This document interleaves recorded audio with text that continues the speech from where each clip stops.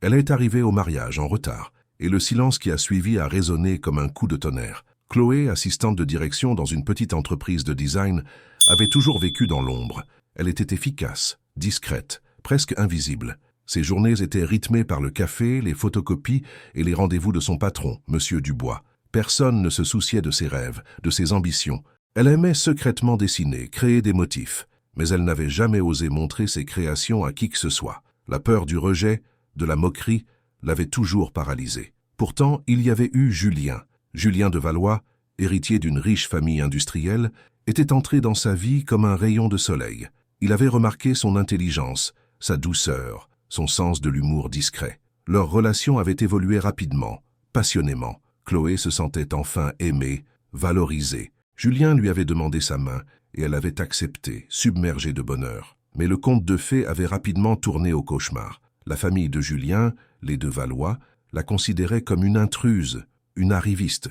Ils ne voyaient en elle qu'une simple employée, attirée par l'argent et le prestige de leur nom.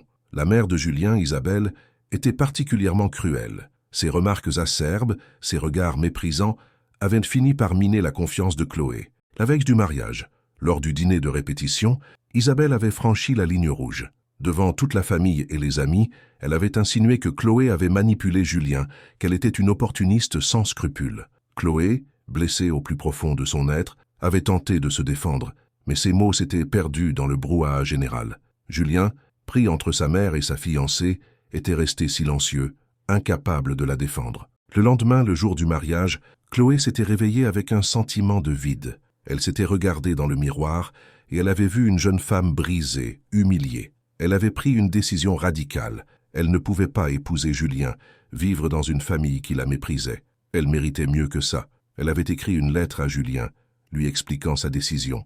Elle lui avait rendu sa bague de fiançailles, symbole de leur amour brisé. Puis elle avait quitté l'hôtel, laissant derrière elle sa robe de mariée, ses rêves et ses illusions. Elle est arrivée au mariage en retard, non pas pour épouser Julien, mais pour rendre son alliance à Isabelle de Valois, devant tous les invités médusés. Elle a prononcé quelques mots clairs et précis, expliquant sa décision et dénonçant l'hypocrisie de cette famille. Puis, elle est partie, la tête haute, le cœur lourd, mais libre. Elle était déterminée à reconstruire sa vie, à prouver sa valeur, à réaliser ses rêves. Elle allait enfin se consacrer à sa passion, le design, et montrer au monde ce dont elle était capable. La route serait longue et difficile, mais elle était prête à relever le défi. Elle avait perdu un homme, mais elle avait gagné sa dignité. Resumo temático. Uniprofissional est humilhé pela família rica do noivo, que a considera interesseira, e decide romper o noivado, focando em sua paixão e carreira, eventualmente encontrando forças para superar a situação e se libertar das amarras do passado, enquanto o ex-noivo busca redenção. Ele s'attendait à l'indifférence, mais la curiosité dans leurs yeux la brûlait davantage. Le lendemain matin, Chloé se réveilla dans un petit hôtel miteux, loin du luxe ostentatoire du château où elle aurait dû se marier. Le silence était assourdissant. Elle se sentait vidée, comme une coquille vide. La colère et l'humiliation se mêlaient à un sentiment de libération. Elle avait osé, elle avait dit non, elle avait choisi sa dignité. Elle ouvrit son ordinateur, son outil de travail habituel, et fixa l'écran vide. L'inspiration ne venait pas. Elle se sentait incapable de créer, de dessiner. Le poids du rejet pesait lourdement sur ses épaules. Elle se demanda si Isabelle de Valois avait raison. Était-elle vraiment une arriviste, incapable de rien faire d'autre que d'exploiter les autres? Soudain, elle se souvint d'une conversation avec son grand-père, un homme simple et sage qui avait toujours cru en elle. Il lui avait dit un jour « Chloé, la vie est une toile blanche. C'est à toi de la peindre avec les couleurs de tes rêves. » Ces mots résonnèrent en elle comme un écho. Elle ferma les yeux et se concentra sur ses rêves. Elle se visualisa dans un atelier lumineux, entouré de tissus, de couleurs, de croquis. Elle imaginait ses créations portées par des femmes élégantes et indépendantes. Elle ouvrit les yeux, déterminée. Elle allait prouver à Isabelle de Valois, à Julien, à tout le monde, qu'elle était capable de réaliser ses rêves. Elle allait devenir une créatrice de renom, une femme indépendante et respectée. Elle commença par contacter d'anciens collègues, des amis, des connaissances. Elle leur expliqua sa situation, ses projets, ses ambitions. Elle fut surprise par leur soutien. Beaucoup lui proposèrent leur aide, des conseils, des contacts. Un ancien camarade de classe, Thomas, qui travaillait dans une petite agence de communication, lui proposa de créer un site web pour présenter ses créations.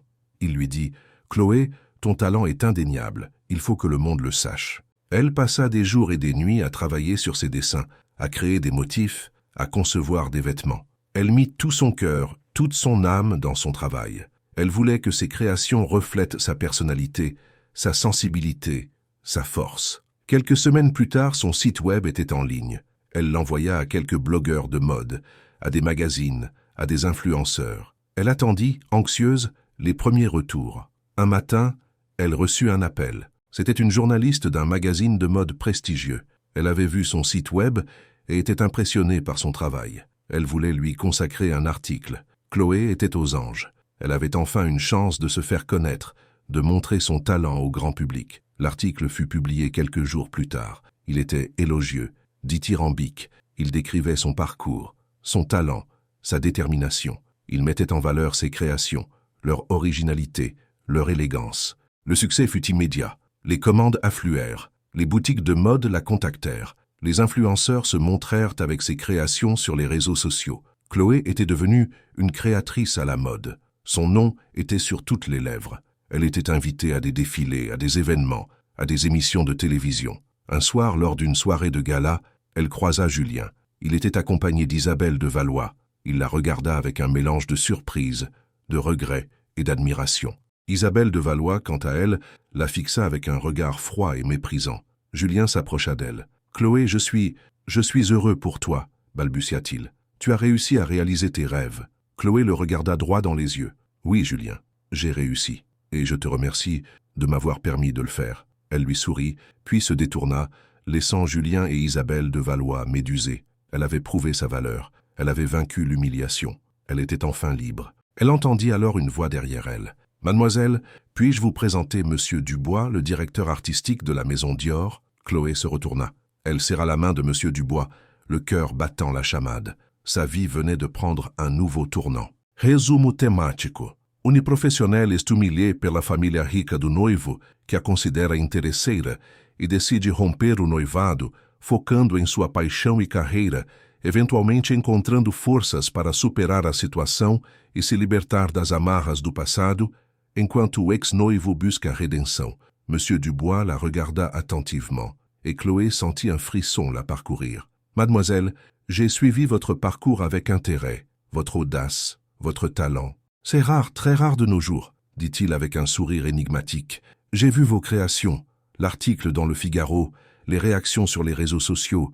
C'est prometteur. » Chloé était bouche bée. Le directeur artistique de Dior lui parlait de son travail, de son audace. Elle n'osait y croire. « Je suis flattée, monsieur Dubois. C'est un honneur d'entendre cela de votre part, » répondit-elle, essayant de masquer son émotion. « L'honneur est pour moi, mademoiselle. J'ai une proposition à vous faire. Une proposition qui, je crois, pourrait vous intéresser. » Il marqua une pause, savourant l'effet de ces mots. Dior recherche de jeunes talents, des esprits créatifs, capables de repenser la mode, de la réinventer. Je pense que vous avez ce potentiel. Je vous propose un poste dans notre atelier. Un poste de junior, bien sûr, mais avec de réelles perspectives d'avenir. Chloé sentit les larmes lui monter aux yeux. C'était un rêve qui se réalisait. Un rêve qu'elle n'avait jamais osé formuler, de peur qu'il ne se brise en 1000 morceaux. « Monsieur Dubois, je ne sais pas quoi dire. C'est incroyable.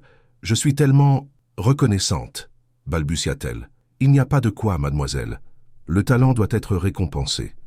Et je suis persuadée que vous avez beaucoup à offrir à Dior. Réfléchissez-y. Voici ma carte. Appelez-moi quand vous aurez pris votre décision. » Il lui tendit une carte de visite et s'éloigna, la laissant seule, abasourdie. Chloé regarda la carte entre ses doigts. Christian Dior. Son nom était gravé en lettres dorées. Elle sentit une main se poser sur son épaule. C'était Julien. Il avait l'air sombre, abattu. « Chloé, je voulais te parler, » dit-il d'une voix basse. « Je vous écoute, Julien, » répondit-elle, essayant de rester neutre. « Je sais que je t'ai fait du mal. Je sais que je n'ai pas été à la hauteur. Je suis désolée. Sincèrement désolée. » Chloé le regarda. Elle voyait de la sincérité dans ses yeux, mais elle voyait aussi de la faiblesse. Une faiblesse qu'elle avait autrefois confondue avec de la douceur. « Il est trop tard, Julien, » dit-elle doucement. « Trop de choses ont été dites, trop de choses ont été faites. Je ne peux pas revenir en arrière. Je suis passée à autre chose. Mais je t'aime, Chloé. Je t'aimerai toujours. L'amour ne suffit pas, Julien. Il faut aussi du respect, de la confiance, du courage, des choses que tu n'as pas su me donner. Elle se détourna de lui et s'éloigna, laissant Julien seul face à ses regrets. Elle ne pouvait pas lui pardonner. Elle ne pouvait pas oublier l'humiliation qu'elle avait subie. Elle avait besoin de se reconstruire, de prouver sa valeur, de vivre sa vie. Elle sortit son téléphone et composa le numéro de Monsieur Dubois. « Monsieur Dubois, c'est Chloé, Chloé Dubois. J'accepte votre offre. Je serais ravi de rejoindre l'équipe de Dior. » Elle sentit un sourire illuminer son visage. Sa vie venait de prendre un nouveau tournant, un tournant inattendu, merveilleux. Elle était enfin sur la voie de la liberté, de la réussite, du bonheur. Mais elle ne pouvait s'empêcher de penser à Isabelle de Valois et à l'expression qu'elle aurait en apprenant la nouvelle. Une expression de rage contenue, sans doute, mais aussi peut-être une pointe de regret. Car Chloé savait qu'au fond d'elle, Isabelle de Valois avait toujours su qu'elle avait fait une erreur, qu'elle avait sous-estimé la jeune femme qu'elle méprisait tant, et maintenant, il était trop tard pour revenir en arrière. Resumo temático. Uniprofissional est humilhé pela família rica do noivo, que a considera interesseira, e decide romper o noivado, focando em sua paixão e carreira, eventualmente encontrando forças para superar a situação e se libertar das amarras do passado, enquanto o ex-noivo busca a redenção. Elle était une simple employée, jusqu'à ce que le monde entier découvre ses créations. Le lendemain matin, Chloé se réveilla avec une énergie nouvelle. L'appel de Monsieur Dubois résonnait encore dans sa tête. Dior. Elle allait travailler chez Dior. Elle se leva d'un bond et ouvrit les rideaux. Le soleil brillait sur Paris. Elle prit une longue douche, se maquilla avec soin et enfila sa plus belle robe. Aujourd'hui, elle allait commencer une nouvelle vie. Elle arriva à l'atelier de Dior, rue Montaigne, le cœur battant. L'endroit était immense, lumineux, rempli de tissus, de mannequins, de croquis. Elle se sentait intimidée, mais aussi excitée. Monsieur Dubois l'attendait dans son bureau. Il lui présenta son équipe, de jeunes créateurs talentueux et passionnés. Chloé se sentit immédiatement à sa place. Ses premières semaines chez Dior furent intenses. Elle travailla dur, apprit vite, se surpassa. Elle était entourée de professionnels talentueux qui l'inspiraient et la soutenaient. Un jour, Monsieur Dubois lui confia une mission importante. Il lui demanda de créer une robe pour une actrice célèbre qui allait monter les marches du Festival de Cannes. Chloé était aux anges. C'était une occasion unique de prouver son talent au monde entier. Elle se mit au travail avec passion et détermination. Elle dessina des croquis, choisit les tissus, supervisa la confection. La robe était magnifique, une robe de rêve, élégante et sophistiquée, qui mettait en valeur la beauté de l'actrice. Le jour du Festival de Cannes, Chloé était nerveuse. Elle regarda l'actrice monter les marches, vêtue de sa robe. Les photographes crépitaient, les caméras tournaient. Le monde entier était sous le charme. Le lendemain, les journaux du monde entier parlaient de la robe de Chloé. Elle était saluée comme une œuvre d'art, un chef-d'œuvre de la haute couture. Le succès de Chloé était fulgurant. Elle devint l'une des créatrices les plus en vue de Dior. Ses créations étaient apportées par les plus grandes stars, les plus grandes personnalités. Un soir, lors d'une soirée de gala à New York, Chloé croisa Isabelle de Valois. Elle était accompagnée de Julien. Isabelle de Valois la regarda avec un mélange de surprise, de colère et de jalousie. Julien s'approcha d'elle. « Chloé, je suis fier de toi, » dit-il d'une voix tremblante. « Tu as prouvé à tout le monde que tu étais une femme de talent. » Chloé le regarda droit dans les yeux. « Oui, Julien, j'ai prouvé ma valeur, et je te remercie de m'avoir permis de le faire. » Elle se détourna de lui et s'éloigna. Elle avait pardonné à Julien. Elle avait pardonné à Isabelle de Valois. Elle était enfin libre. Elle avait réussi à transformer sa douleur en force, sa honte en fierté. Elle était devenue une femme indépendante, respectée, admirée. Elle avait réalisé ses rêves. Elle avait trouvé sa voie. Elle était heureuse. Quelques mois plus tard, Chloé reçut une invitation. Une invitation à un défilé de mode. Un défilé de mode très spécial. Un défilé de mode organisé par Isabelle de Valois. Intriguée, Chloé accepta l'invitation. Elle se rendit au défilé, accompagnée de Monsieur Dubois. Le défilé commença. Les mannequins défilaient, portant des créations élégantes et sophistiquées. Mais Chloé remarqua quelque chose d'étrange. Les créations ressemblaient étrangement à ses propres créations. Soudain, Isabelle de Valois monta sur scène. Elle prit le micro et s'adressa à la foule. « Mesdames, messieurs, je suis fière de vous présenter ma nouvelle collection. Une collection inspirée par le talent d'une jeune créatrice exceptionnelle. Une créatrice que j'ai longtemps sous-estimée. Une créatrice que je suis fière de compter parmi mes amis. Je vous présente Chloé Dubois. » Chloé était stupéfaite.